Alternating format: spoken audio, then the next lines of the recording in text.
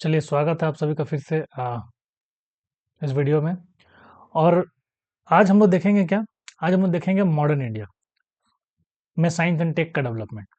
हम लोग पढ़ रहे रवि पी अग्रहारी का किताब पढ़ रहे हैं। ये पार्ट नंबर 4 है, आई थिंक। चेक कर लीजिएगा, आपको सीरीज में मिलते जाएगा। हम बनाते जा रहे, डालते जा रहे, देखने दे कौन सा पार्ट है। और हम जो चैप्टर हम पढ़ा रहे हैं वो development of science and technology in the past, present और फ्यूचर। ये इस टॉपिक का नाम है। कोई दिक्कत? अब देखो, हम तुम लोग को आज बताते हैं कि मेरा एंशिएंट इंडिया का टाइम पे क्या सीन था, हम बता चुके। ठीक है। उसका यहाँ पे जीरो जीसस क्राइस्ट। फिर हम बता चुके थे कि 1500 से लेकर के मतलब लगभग 1200 से लेकर के आपका 1700 तक का टाइम फ्रेम जो था, इसको हम लोग कहते हैं मिडाइवल इंडिया। और इस समय भी हम पढ़ चुके हैं कि क्या क्या हुआ था मिडाइवल में भी। आज जो हम देखेंगे वो हम देखेंगे मॉडर्न इंडिया का टाइम पे, कि डेवलपमेंट किस तरह से मॉडर्न इंडिया में हुआ है।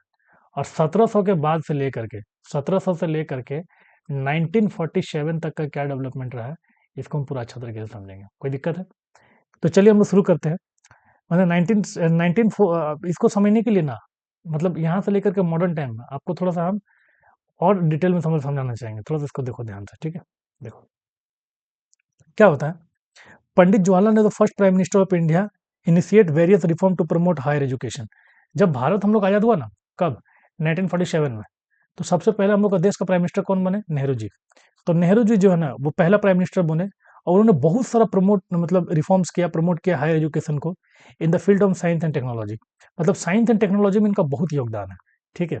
थोड़ा भी बोलेंगे तो विवाद हो जाएगा। ठीक है। Science and technology in India, the first IIT. मतलब ये ऑब्वियसली बात है, नेहरू जी का बहुत बड़ा योगदान साइंस एंड टेक में। ठीक है। इतना बड़ा ये करके, इतना बड़ा आईटी सेटअप वगैरह करके अपना क्रेडिट नहीं लेते हैं।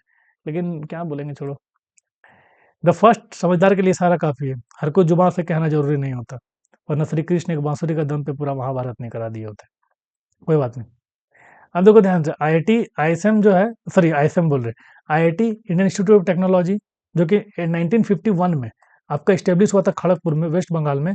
वो मौलाना अबुल कलाम आज़ाद के द्वारा, अब्दुल कलाम नहीं, अबुल कलाम, ये हमारे एजुकेशन मिनिस्टर थे।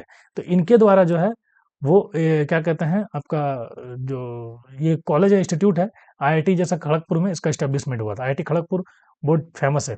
वो 1947 में हुआ था। नेहरू जी किए थे साइंस एंड टेक को प्रमोट करने के लिए। आईआईटी आईआईटी का यूनिवर्सिटीज़ में क्या होता है?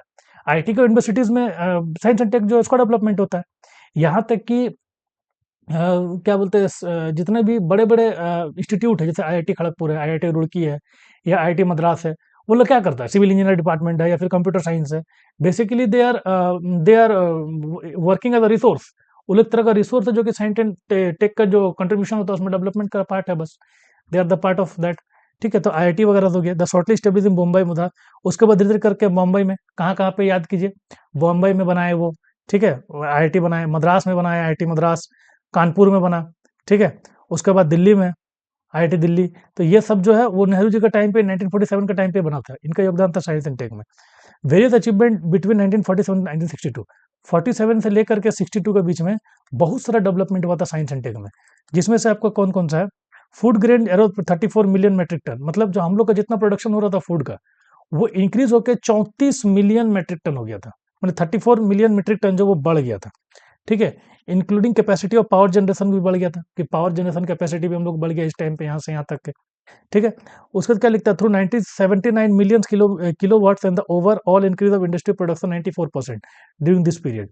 Generation through 79 million kilo watt and over all increase to, मतलब पावर जनरेशन जो है उसका भी इंक्रीज हो गया था। 79 मिलियन किलो वाट का जो है वो इंक्रीज कर गया था। इनकी the industrial production to 94% during this day.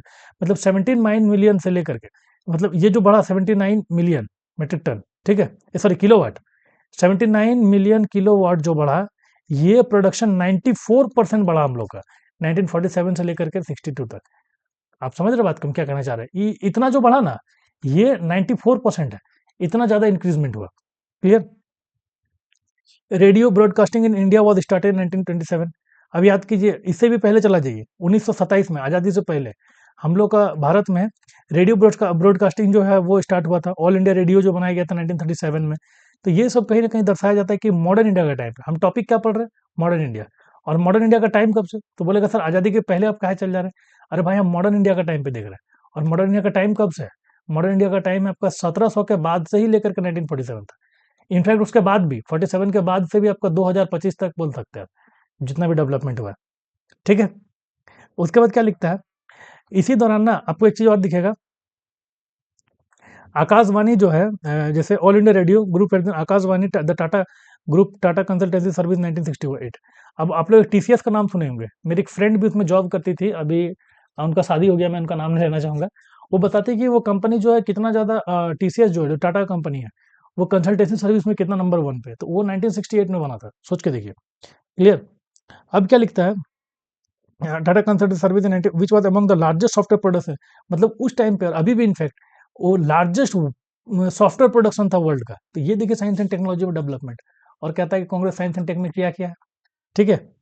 कुछ कुछ ज्ञानी लोग कहते हैं, ठीक है। ड्यूरिंग 1960, अब 1960 के बाद क्या होता है,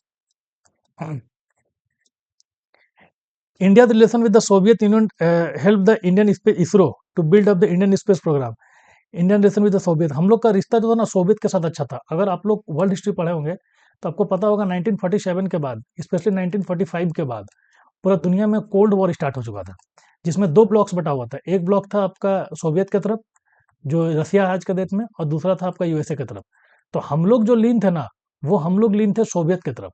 तो सोवियत की वजह से हम लोग का भारत में एक इंस्टीट्यूट बनाया गया था जिसको हम कहते हैं इसरो, ठीक है। With the revolution help the Indian space to build up the Indian space programme. अच्छा सॉरी, इंडियन सोवियत और इसरो मिल करके क्या करता है, एक इंडियन स्पेस प्रोग्राम बनाता है and launch a nuclear programme operation smiling Buddha. और ऑपरेशन स्माइलिंग बुद्धा याद होगा सबको, क्या बात है, इसमें क्या बना था आपको पता ही होगा, न्यूक्लियर टेस्ट हुआ था कब, 1974 में। तो 1947 में साइंस एंड टेक में सोवियत का हेल्प से हम लोग का इसरो आपका ऑपरेशन स्माइलिंग बुद्धा के तहत भारत में न्यूक्लियर टेस्ट को पहली बार किया था, ठीक है। 18 मई 1974 का टाइम आ गया था, 1974, ठीक है, एट द पोखरम। और कौन थे उस समय ये देश के पीएम, ठीक है, उसका नाम मेंशन किए, हम देखते हैं कौन थे। The Indian space programme strives of self reliance and uses space technology supporting national development include the launching of first. अब देखिए धीरे धीरे क्या हुआ कि हम लोग जो है ना, इसके बाद हम लोग साइंस एंड टेक में बहुत ज़्यादा हम लोग इम्प्रूव हुए। यहाँ तक कि 1975 में हम लोग क्या करते हैं, सबसे पहली बार अपना खुद का सैटेलाइट छोड़ते हैं, जिसको हम लोग कहते हैं आर्यभट्टा। क्या कहते हैं, Aryabhata. It include launching the first Indian space satellite, जो हम लोग का स्पेस सैटेलाइट है ना, जैसे हम लोग का ये आपका अर्थ है, तो अर्थ के ऊपर जो सैटेलाइट हम जो पहली बार भेजा फर्स्ट टाइम ना भारत का, उसका नाम है आर्यभट्ट। प्रीलिम्स में आपसे ये क्वेश्चन ऐसे बन जाएगा, तो इसके लिए थोड़ा सा ध्यान रखिएगा, भारत का पहला कौन सा है। फॉलोड बाय द भास्कर, उसके बाद कौन सा है, उसके बाद हम लोग से भेजे, उसके बाद भास्करा 1 भेजे, फिर भास्करा 2 भेजे। तो ये सब जो है हम लोग भेजे with the Soviet union assistant, और इसमें हम लोग का हेल्प कौन किया, सोवियत यूनियन। सोवियत यूनियन कौन, रसिया वाला, ठीक है। The Apple satellite of European satellite of India's own PSLV-3 subsequently the launch was the year 1903 which created television। अब हम लोग क्या किए, साथ ही साथ 1983 के आसपास हम लोग क्या करते हैं, विच क्रिएटेड, हम लोग जो है सब्सिक्वेंटली इनसैट जो है आईबी, वो आईबी लॉन्च करते हैं। ये भी एक सैटेलाइट है जिसके मदद से हम लोग क्या होता है कि television, radio, metrology, communication service, ये सब का सब जो है इम्प्रूव हुआ है, ठीक है। The council for scientific and industrial research, CSIR जो है, the CSIR and defence research and DRDO, मतलब CSIR एक ये प्लस DRDO, ये दोनों मिल करके क्या करता है, भारत में साइंस एंड टेक को पूरा ऊपर लेके जाने की कोशिश करता है। Clear? The two government organisation are involve in the extensive research, और ये CSIR और DRDO, ये दोनों का दोनों गवर्नमेंट ऑर्गेनाइजेशन है, और ये क्या करता है, साइंस एंड टेक में बहुत ज़्यादा आगे लेने जाने की कोशिश कर रहा है, एक्सटेंसिव रेंज में काम करता है, ठीक है, रिसर्च में, स्पेशली साइंस एंड टेक का फील्ड में, for both and defence and civil purpose. Indian space programme started with the Soviet Union financial support. हम लोग स्पेस प्रोग्राम स्टार्ट कैसे किए थे, जो सोवियत जो हम लोग हेल्प किया था ना फाइनेंशियली, उसके वजह से हम लोग जो है स्टार्ट कर पाए थे। तो हम टॉपिक क्या पढ़ा रहे हैं कि मिडाइवल सॉरी मॉडर्न टाइम में हम लोग का साइंस एंड टेक किस तरह से डेवलप किया था, तो इसी तरह से डेवलप किया था। कोई दिक्कत? चलो अब देखते हैं आगे। उसके बाद क्या लिखता है, which assisted the Indian space in the achievement of aim to the establishing a Thumba equatorial rocket launching. इस सोवियत हम लोग और किस में हेल्प किया था, हम लोग का जो थुम्बा इक्वेटोरियल रॉकेट लॉन्चिंग, जहाँ से रॉकेट को लॉन्च करते हैं ना, इसको बनाने में हम लोग हेल्प किया था। साथ ही साथ रिमोट सेंसिंग में आर्य लॉन्च, जो कि स्टेशन फॉर रिमोट सेंसिंग, और ये इसका काम क्या था, जो थुम्बा इक्वेटोरियल रॉकेट सिस्टम था, इसका काम है रिमोट सेंसिंग करना, हर जगह का रिमोट सेंसिंग करके देखने की क्या हो रहा है। सैटेलाइट को लॉन्च करना होता है। आर्यभट्ट जो है पहला सैटेलाइट था जिसको हम लोग sending space astronomy, Aryabhata India first satellite while also sending space astronaut.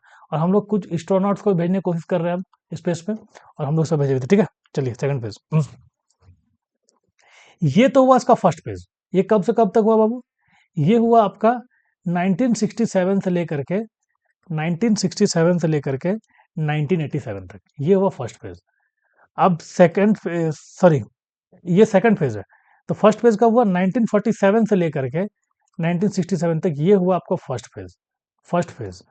और 1967 से लेकर 1978 तक हुआ ये आपका सेकंड फेज। क्या हुआ? Second phase. कोई दिक्कत है? चलिए आगे देखते हैं। सेकंड फेज में क्या हुआ था? America supported India to begin first nuclear power generation in Tarapur atomic power station and Canada's CANDU reactor.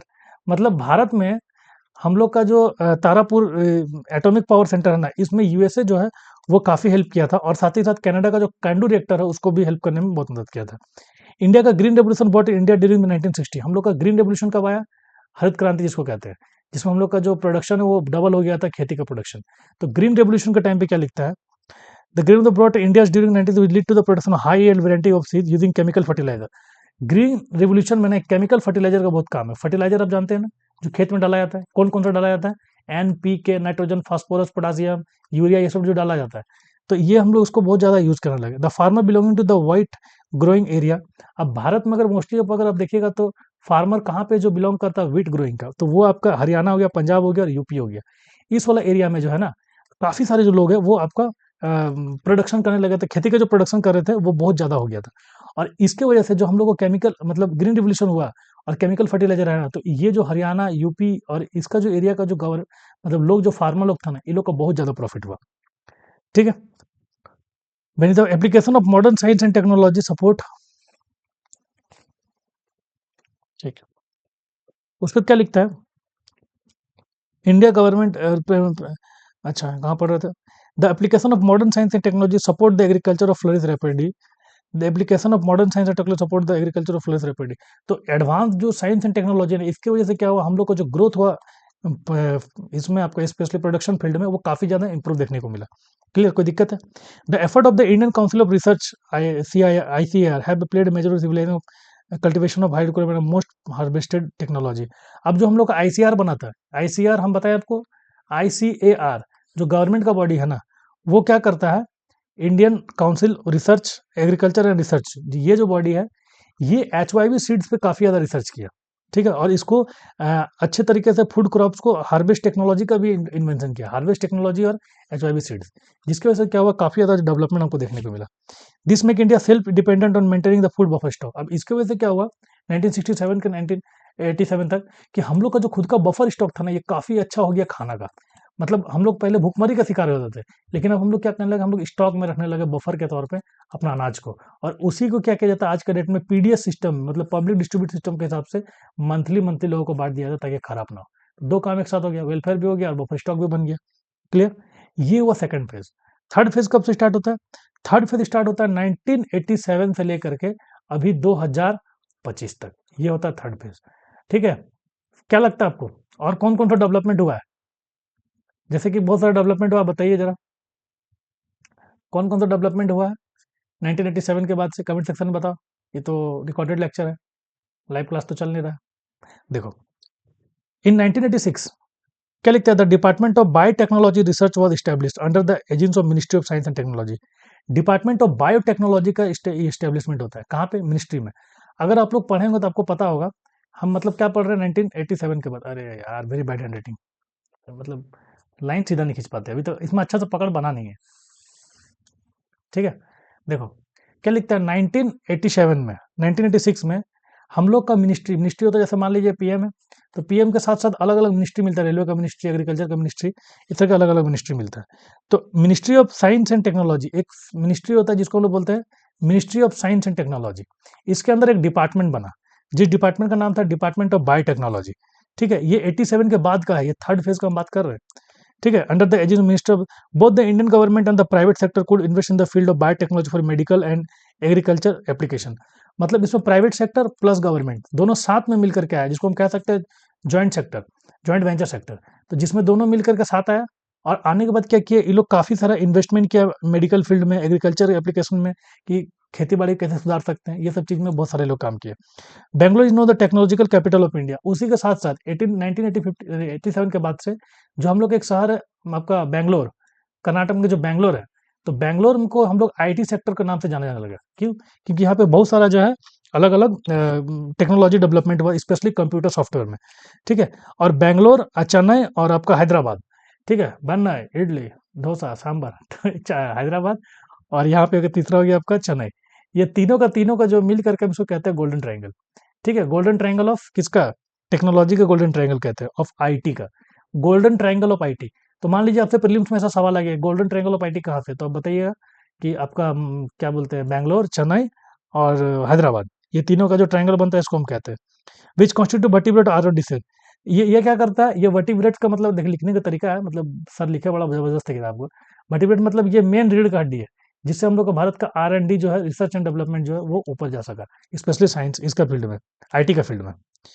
Under the prime minister charge in the year 1981। अब जो हमारे पीएम थे 1981 में, इनके चार्ज के अंदर क्या लिखता है, डिपार्टमेंट ऑफ ओशन डेवलपमेंट को इस्टेब्लिश किया गया था, डिपार्टमेंट ऑफ ओशनोलॉजी। ठीक है। Harmonise direct country activity of the ocean research, और इसका काम क्या था, ओशन में रिसर्च करना, मतलब समुद्र में जो है उसमें रिसर्च करना इसका काम था। क्लियर? 1981 में। उसका बाद it work in a biological chemical harmonisation research. अच्छा, इसके साथ साथ इसका और क्या काम था डिपार्टमेंट ऑफ ओशनोलॉजी का, और डिपार्टमेंट ऑफ ओशन डेवलपमेंट का, it work in the biological, chemical, physical और जियोलॉजिकल, चार फैक्टर में, बायोलॉजिकल, केमिकल, फिजिकल और जियोलॉजिकल फील्ड में इसका, बिसाइड मेट्रोलॉजी और जियो फिजिकल में भी और ओशनोग्राफी में भी इस डिपार्टमेंट का काफी ज्यादा इंपॉर्टेंट रोल था 1981 के बाद से। क्लियर? अब क्या लगता है, India first enter the space mission with the successful launch of Chandrayaan on 22 अक्टूबर 2008। अब धीरे धीरे समय आता है, और समय आता है 2008 का। 2008 में हम लोग क्या करते हैं, चंद्रयान 1 को लॉन्च करते हैं। ठीक है, चंद्रयान 1 को, और हम लोग इसमें सक्सेसफुल लॉन्च करते हैं। The moon impacted probe the Chandrayaan was release on 18 नवंबर 2008। ये कौन सा डेट था, 18 नवंबर 2008 का। ठीक है, from the height of 100 kilometre, मतलब यहाँ से 100 किलोमीटर ऊपर से हम इसको लॉन्च कर दिए, और सीधा ये चल गया अपना ऑर्बिट पे। Clear? During the 25-minute descent Chandra altitude component with explorer recorded evidence. यहाँ पे काफी कुछ सर्टेन एल्टीट्यूड में जाने के बाद क्या होता है, ये रिकॉर्ड करता है कुछ एविडेंस ऑफ वाटर का। स्पेस पे जाने के बाद क्या करता है, वाटर का स्पेस का जो है, चंद्र सॉरी चांद पे जाने के बाद उसके बाद वहां पे वाटर जो है उसका होने का वो थोड़ा सा डिटेक्ट कर पाता है। ऑन 5 नवंबर 2013, अब समय आ जाता है 2013। ठीक है, 2013 में क्या लिखता है, इंडियन जो इसरो होता है वो सेकंड हम लोग का स्पेस का मार्स ऑर्बिटर मंगलयान, इस पर एक मूवी भी जो बना है आप देख सकते हैं। इसका 2013 में जो गवर्नमेंट शुरू करती है, और इसके तहत हम लोग क्या करते हैं, first interplanetary mission to India, making ISRO the fourth space agency research Mars on the after Soviet space. मतलब इसके वजह से ना हम लोग मार्स पे दुनिया का चौथा देश बने जो रिसर्च किए कि मार्स पे क्या क्या चीज है।